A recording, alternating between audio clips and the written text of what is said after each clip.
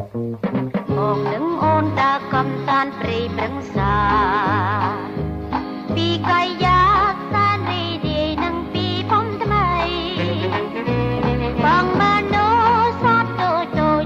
លោប្រឡៃលើមេឃប្រឹងព្រៃមិនខ្វល់ខ្វាយនឹងស្លាយពីព្រៃប្រឡៃសង្ខា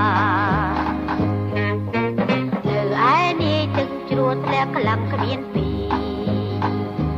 ចាគិរីគួកន់លំកណ្ដាលវេហា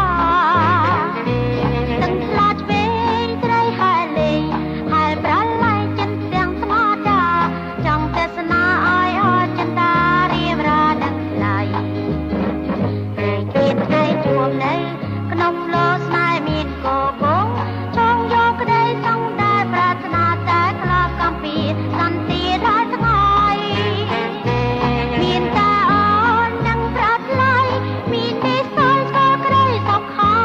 មានវាសនាជាគូស្នេហាគេក្នុងលោកី